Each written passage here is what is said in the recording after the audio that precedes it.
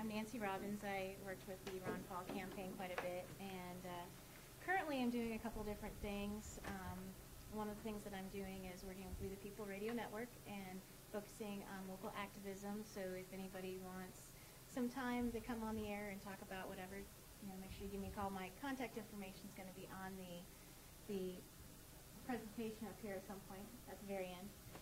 But my experience, as far as life experience, career experience, I've spent a lot of time talking on the phone. I started out in a call center many, many years ago and developed that into an online and on the phone skill where basically what I did was work on the phone with different clients.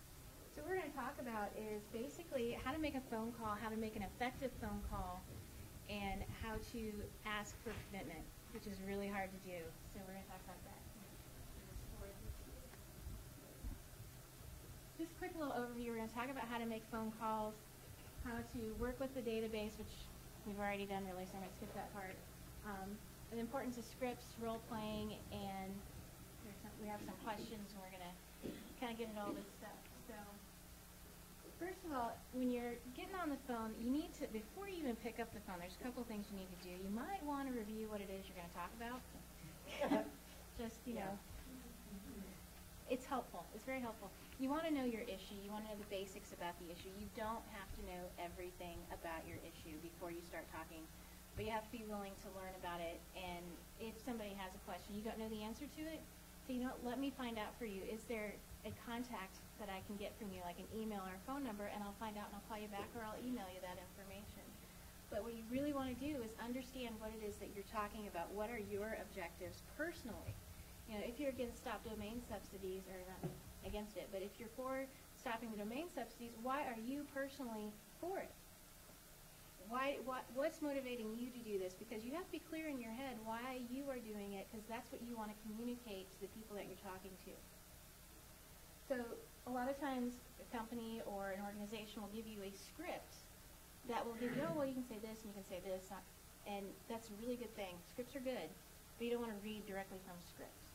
A script is a good way to understand or give you a flow of how you want things to go, but you really want to take that, and as you make your phone calls, you're going to start making that your own, and you're going to put your spin on it. And that's really important, because what you're going to be doing, and I'm kind of skipping down here, is you want to make friends with the people that you're talking to. You need to make that connection, because you're asking them to do something, and if they don't see value in what it is that you are asking them to do, they're going to brush you off.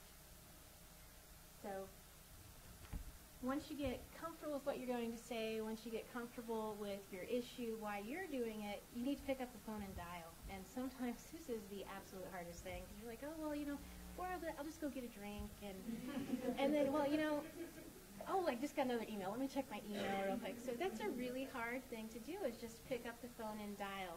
And what you'll find is once you get into dialing and making the calls, what I suggest, personally works for me, is if I'm on a roll, don't hang up. Just hit the button, dial the next one. Okay? And this is kind of a silly sounding thing, but you want to smile before you call, because people can hear it in your voice. Because if you're upset or you're grumpy, they're going to know, and they're going to be like, who the heck are you calling me? And hang up on you. And you don't want them to do that. So make sure you smile. I mean, call centers or people have you do things like put up a mirror, and I hate that personally, because I'm sitting there looking at me instead of paying attention to what I'm saying. But I'm still thinking, how am I coming across to this person? Because all you've got is your voice. You can't use your facial expressions. You can't use, gesticulating, but you are using your voice.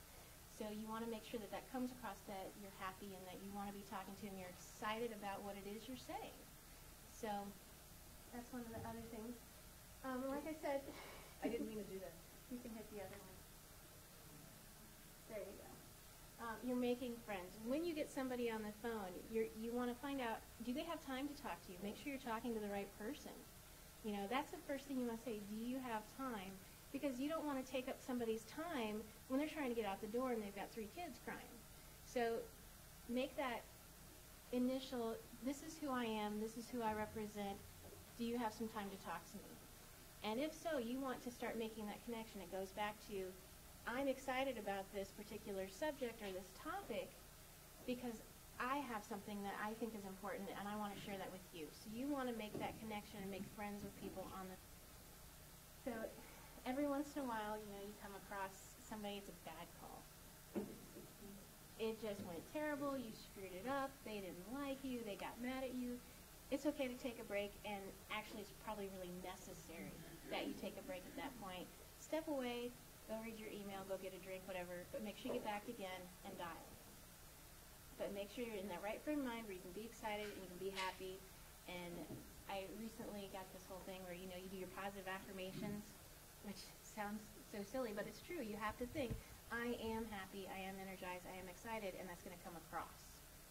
Absolutely.